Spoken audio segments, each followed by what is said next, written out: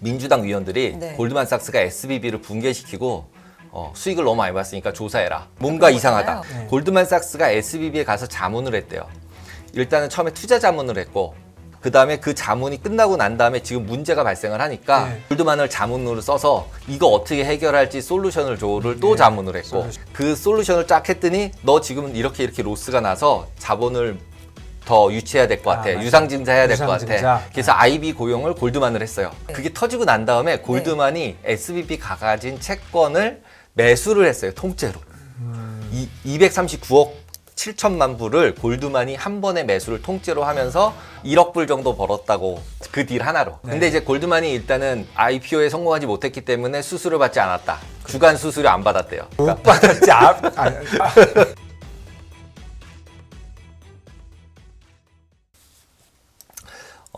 골드만삭스가 뉴스가 이제 로이터에 나온 뉴스들을 제가 쭉쭉쭉 세 개를 이제 꼽아왔어요. 네. 밑에 있는 거 이제 이 누르시면 나오는데 이 뉴스에서 이제 핵심이 뭐였냐면 민주당 위원들이 네. 골드만삭스가 SBB를 붕괴시키고 수익을 너무 많이 봤으니까 조사해라. 이게 음모론이에요? 음모론이 아니라 실제로 실제로? 보냈어요. 20명에게 보냈어요. 뭐 SEC에도 보내고, 그러니까 네. 증권거래위원회, 뭐 그다음에 FDIC, 뭐 재무부, 뭐 그다음에 이 관련돼 있는 위원들 해서 20명한테 전부 다 보냈어요. 뭐 맞든 틀리든 간에 이게 뭔 얘기입니까? 예. 예. 그럼- 예. 그걸 보내놓고서 지금 실제로 아담 미하원 의원이 법무부 장관, 뭐 증권거래위원장, 예금보험공사, 그다음에 뭐 캘리포니아 의회 대표단 해가지고 총 19명한테 보냈대요. 정확히는. 네. 예. 거기서 보낸 내용이 뭐냐? 골드만삭스랑 SBB랑의 계약 관계와 여러 가지 과거에 있었던 걸 다 조사해라. 거래 관계를. 네. 예. 뭔가 이상하니까 뭔가 그런 이상하다. 거잖아요. 네. 골드만삭스가 SBB에 가서 자문을 했대요. 일단은 처음에 투자 자문을 했고 예금이 왕창 들어왔다는 거 이제 뉴스 많이 들어서 아시잖아요. 그 왕창 들어왔는데 다 대출을 해줄 수 없잖아요. 네. 그럼 그 자산을 어디다가 써야 될 거 아니에요. 네. 투자를 해야 될 거 아니에요. 네. 그러면 그거에 대한 자문을 골드만이 했다고 하고 언제? 그 내용까지는 안 나왔어요. 예, 오케이. 했고 그 다음에 그 자문이 끝나고 난 다음에 지금 문제가 발생을 하니까 네. 골드만을 자문으로 써서 이거 어떻게 해결할지 솔루션을 줘를 또 네. 자문을 했고 솔루션을 자문했고. 그 다음에 그 솔루션을 쫙 했더니 너 지금은 이렇게 로스가 나서 자본을 더 유치해야 될 것 같아. 맞아요. 유상증자 해야 될 것 유상증자. 같아. 그래서 IB 고용을 골드만을 했어요. 예. 예. 그 세 가지가 다 있었던 거예요. 그래서 그 세 가지에서 유상증자를 그래서 하려고 돌아다닌 거죠. 골드만이 이제 IB 업무를 하면서 이렇게 투자해 주세요. 유상증자 할 거예요. SBB에. 이렇게 돌아다녔는데 그 돌아다니는 과정에서 뱅크런이 난 거예요. 그래서 골드만이 조언도 잘못해주고 뭔가 잘못해서 SBB가 이렇게 됐다? 근데 이제 거기서 또 문제가 뭐냐면 네. 그게 터지고 난 다음에 골드만이 SBB가 가진 채권을 매수를 했어요. 통째로.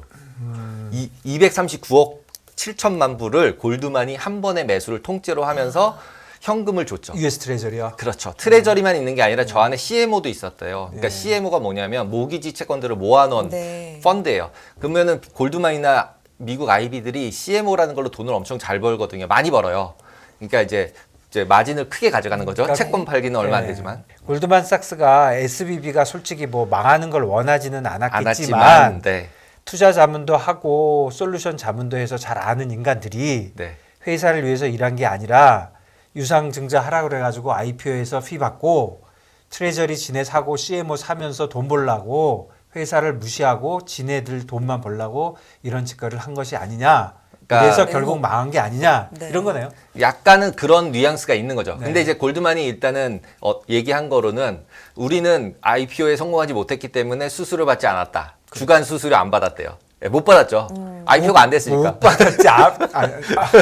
그거는 네, 그렇게 얘기하면 안 가라앉히시고요. 돼요. 네. 그렇게 얘기하면 안 돼요. 못 받았지 안 받았습니까? 네, 못 받았다고 얘기를 하고 그 다음에 채권을 산 거는 그냥 자기네가 샀다라는 것만 얘기를 하고 더 뭐 이상 그럴 수- 얘기하지 않았대요. 뭐 그럴 수도 있겠죠. 채권 뭐 지네가 뭐 큰 손이니까. 큰 손도 큰 손이고 정확히 포트폴리오 분석을 했을 거고 네. 예, 그 다음에 그 P&L을 맞췄을 거고 근데 이제 뉴스들에서는 코멘트는 제가 저거 사면서 후려쳐서 샀기 때문에 떼먹었다. 1억 불 정도 벌었다고 얘기를 추정을 하더라고요. 그랬더니 1억 불 미만이라고 표현되어 있더라고요. 1억 불 미만의 수익을 본 걸로 알고 있다. 그 딜 하나로. 아, 그 채권 딜로. 네. 아니 왜냐면 237억 불이니까 그러니까 그렇네. 239억 불이니까 239억 7천만 불이거든요. 정확히 네네. 노셔널이. 그거에 대해서 이제 싸게 샀을 거 아니에요. 사자팔자 호가 2억 있으니까. 3천. 예. 그럼 한 몇 프로 받은 겁니까? 네, 뭐 몇 5%? 프로 아니지 50bp밖에 안 되죠. 50bp. 네, 네. 그러니까 뭐 그래도 얼마는 금액은 근데 이제 1억 불이니까 1,300억이잖아요. 딜 하나 찍고 1,300억 번 거죠. 그랬더니 골드만이 또 뉴스를 발표를 또 했어요. 그다음에 그 아까 앞에 보여드린 뉴스 3개잖아요. 이렇게 해서 너 돈 띄어먹은 거 아니야? 너 이렇게 해서 망해가는 애한테까지 1,000억씩 돈 벌고 이러면 되겠어? 뭐 이러고 그랬더니? 이런 느낌이죠. 그렇지. 이 돈을 네가 안 가져갔으면 네. 그 주주들이나 무슨 채권자 채권단 안에 있는 현금 안에 있을 거잖아요. 네가 막판에 빼먹었다. 막판까지 빼먹은 거 아니냐. 네. 이러면서 뭐 실버 라이닝 뭐 이런 단어까지 쓰면서 골드만이 거기서 슬쩍 또 가져갔다 뭐 이런 식으로 뉴스들이 난 거예요. 네. 그러니까 이제 거기다 이제 지금 이제 국회에서 이제 검사하라 그러고 그랬더니 골드만 얘기가 그거 아니야. 나도 실버게이트랑 SBB 때문에 2억 불 손해봤어. 트레이딩 데스크에서. 이렇게 그걸 또 뉴스를 냈어요. 그러니까 이 세 가지 뉴스들이 막 하루 사이에 막 빵빵빵 나오고 있는 상태인 거죠. 네. 그러니까 이제 가서 검사해라. 그랬더니 그렇네. 너 누구는 나와가지고 얘기하면서 너 1억 불 벌었잖아. 그랬더니 아니야 나 2억 불 깨졌어. 이렇게 얘기 안 하거든요. 솔직히 트레이딩룸에서 보면. 그렇네요. 예, 그래서 이제 이런 부분들이 왔다 갔다 하고 있다. 그리고 이제 이 부분은 이제 저희가 이제 투자하는 쪽에서의 인투이션은 뭐냐면 이게 금융기관들에서도 굉장히 복잡하게 손익을 뭐 이전한다면 이전하고 샀다 팔았다 하면서 손익이 움직이고 있기 때문에 그것들이 우리의 포지션이나 시장에 영향을 줄 수 있다라고 보시면 될 것 같고 네. 그리고 골드만 같은 경우가 저걸 사고 나서 어떻게 보면 금리가 와장창 내려갔기 때문에 수익을 더 많이 봤을 수도 있죠.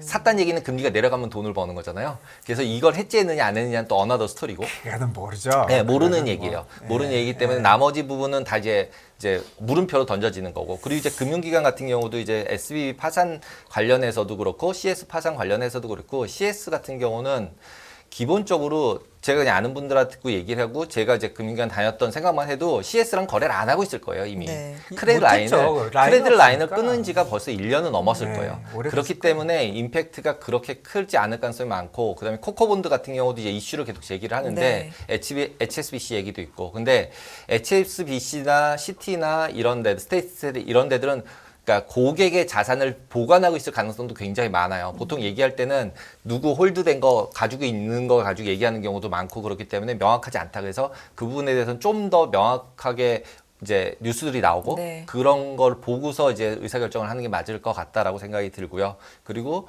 이제 이미 그 코코본드는 원래 팔 때 발행이 될 때 글로벌 크라이시스 때 금융기관들한테 굉장히 너 건전해야 돼라고 얘기를 하면서 그냥 증자를 못 받으니까 채권으로 받는데 대신에 너 망할 때 너 다 상각되는 조건으로 대신 자본금으로 인정해 줄게 이러면서 이제 비율을 좋게 만들어 주는 네. 애예요. 그냥 단순하게는. 그래서 없어지는 게 뭐 이상하진 않다. 근데 그동안 솔직히 5에서 10% 사이 정도를 받았어요. 금리가.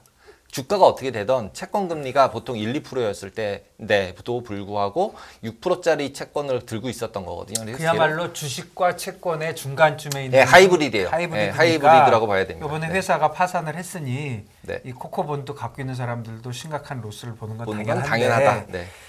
뭐 이거 22조를 했는데 22조야 22조 터지면 그만인데 뭐 이렇게 해서 죄송하지만 그런데 이제 이슈는 그거죠. 이게 여기뿐 아니고 다른 코코본드도 건드릴까 봐 그러는 거죠. 그렇죠. 다 도이치가 발행한 코코본드가 제일 문제죠. 이제 지금 네. 제일 이슈가 되는 것도 도이치 코코본드일 거고, 네. 예, 그리고 이제 BNP나 유럽계 은행들은 굉장히 많이 발행했기 때문에, 발행했죠. 그리고 대부분 이것들을 매수한 사람은 PB예요.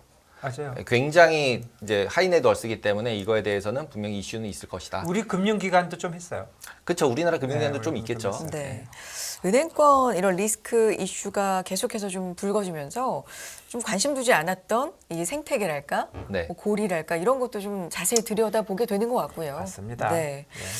자, 새로운 내용 그리고 한 주간의 흐름까지 정리를 해주셨습니다. 테이블랩의 케빈 강 대표와 여기까지 함께할게요. 고맙습니다. 감사합니다. 네. 금융투자로 돈 벌기 쉽지 않으시죠? 그런데 불가능한 것도 아니죠.